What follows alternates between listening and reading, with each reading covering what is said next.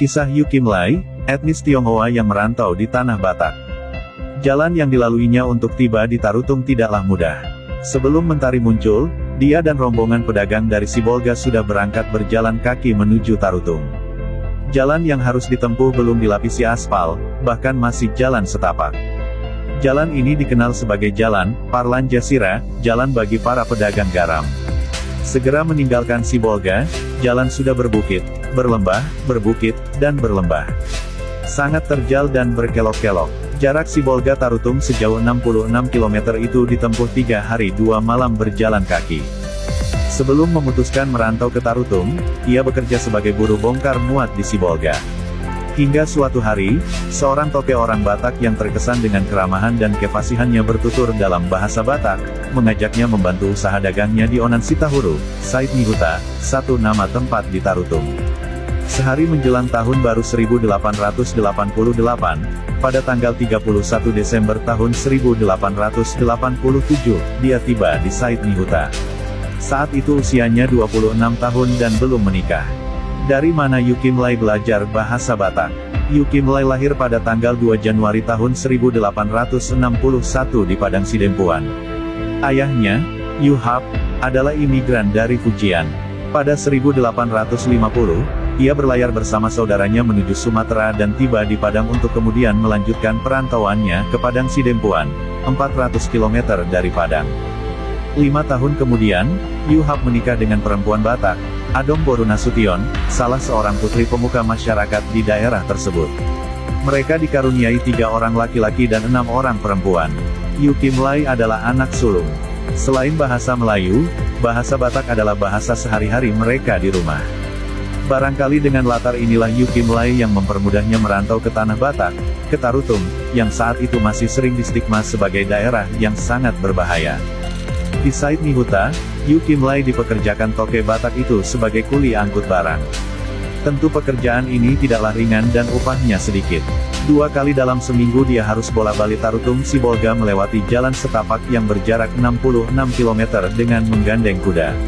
Upah yang dia terima tergantung dari berapa banyak barang yang diangkutnya.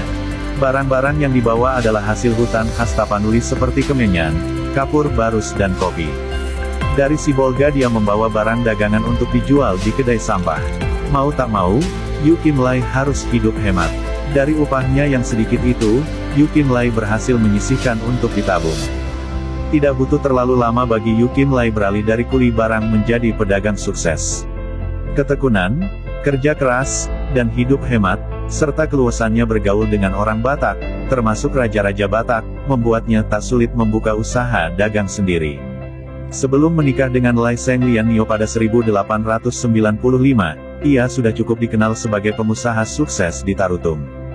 Pada tanggal 1 Januari tahun 1891, pemerintah Belanda menunjuknya sebagai ANMR Transport, kontraktor transportasi. Kim Lai dipercaya mensuplai logistik untuk memenuhi kebutuhan tentara yang ada di tangsi militer di Tarutung, Laguboti, dan Pangururan. Ia juga ditunjuk sebagai pahpos, pengantar surat.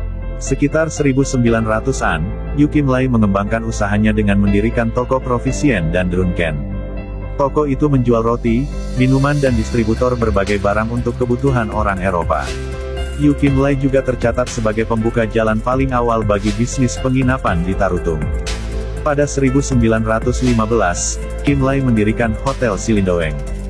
Suatu hari, adik ipar Kim Lai dibawa dari Sibolga ke Tarutung untuk berobat. Adik iparnya sudah lama mengalami sakit yang cukup parah. Ia pun berobat ke rumah sakit Zending di Tarutung, yang saat itu peralatan medisnya cukup modern. Namun, nasib berkata lain. Adik iparnya meninggal dunia. Yu Kim Lai bingung, di mana dia dimakamkan. Ia pun menjumpai seorang sahabatnya, Frederick Lumbang Tobing, seorang Raja Huta Simaung Maung, tak jauh dari Tarutung. Raja Huta itu kemudian memberikan tanah kebun ubi miliknya untuk menguburkan adik iparnya. Tahun 1904, anak laki-laki Kim Lai yang kedua meninggal dunia. Ia pun dimakamkan di sana. Akhirnya Kim Lai mengganti rugi lahan itu sebesar 25 ringgit Mariam untuk dijadikan pemakaman orang Tionghoa. Hal paling penting dari perjalanan hidup Yu Kim Lai adalah ketika dia ditunjuk pemerintah sebagai kontraktor untuk membangun jalan Sibolga Tarutung sepanjang 66 km. Jalan ini dikenal sebagai Jalan 1300 Kelok. Jalan itu dikerjakan dari tahun 1915 sampai tahun 1919. Setelah jalan itu selesai, Yu Kim-lai diundang Posman, Presiden Tapanuli, dan menanyakan jumlah seluruh biaya yang dikeluarkan. Yu Kim-lai menunjukkan catatannya yang seluruhnya berjumlah F40.000. Posman langsung memujinya sebagai kontraktor yang baik dan jujur. Bahkan, Posman melebihkan F60.000 kepada Kim-lai, F20.000 adalah bonus untuk kerja kerasnya. Kim-lai juga diberikan sebuah jam berlapis emas oleh Ratu Belanda untuk jasa Kim-lai. Selain itu, pada tanggal 9 Agustus tahun 1921 Kim-lai diberikan erpah konsesi lahan sekitar 250 hektar. Tanah itu kemudian ditanami pohon karet. Selain membangun jalan, Yu Kim-lai juga banyak membangun ruko di pusat kota Tarutung, baik untuk disewakan maupun karena pesanan. Ia juga dipercaya membangun komplek perkantoran dan pemukiman orang Belanda dan juga bangunan penjara di Tarutung. Kawasan ini sekarang dikenal dengan Tangsi.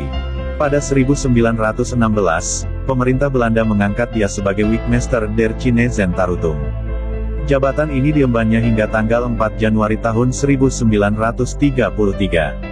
Tugas utamanya adalah mengurus masalah keamanan orang Tionghoa Tarutung, mengurus administrasi penduduk Tionghoa, dan juga diperbolehkan memungut pajak orang Tionghoa. Depresi ekonomi dunia pada 1930-an membangkrutkan Yu Kim-lai. Ia dikenakan pajak Orlogswinstbelasting atau pajak keuntungan dan keadaan darurat. Pajak itu sedemikian tinggi sehingga Kim-lai harus menjual semua asetnya. Yu Kim-lai kemudian memutuskan pindah ke perkebunan karet miliknya. Sebelum depresi ekonomi melanda, pada 1930 Yu Kim-lai dan semua keluarganya dibaptis sebagai penganut agama Kristen di gereja HKBP Pearaja, Tarutung. Dan ketika dia bangkrut, dia memutuskan menjadi penginjil HKBP. Dia berjalan kaki hingga ke Barus untuk menyebarkan Injil. Pada zaman pendudukan Jepang, setiap orang merasakan jeritan hidup. Yu Kim-lai saat itu boleh dikatakan tidak terlalu melarat. Kebijakan Jepang menimbun bahan-bahan makanan membuat masyarakat susah mendapatkan beras. Yu Kim-lai membagi-bagikan berasnya ke tetangganya. Beras itu adalah hasil dari sawahnya sendiri yang berada di kawasan kebun karet. Ia juga menyumbang piano untuk gereja. Saat itu piano masih tergolong barang mewah. Ketika Yu Kim-lai meninggal dunia pada tanggal 26 Agustus tahun 1948, lagu-lagu rohani yang dibawakan grup musik Tiup Aek Doras dari HKBP Sibolga Julu berkumandang di rumah duka. Orang Batak memberikan penghiburan. Doa tulus dipanjatkan untuk sosok yang sepanjang hidupnya dikenal sebagai orang yang suka menolong dan berderma. Mereka mencintai Yu Kim-lai.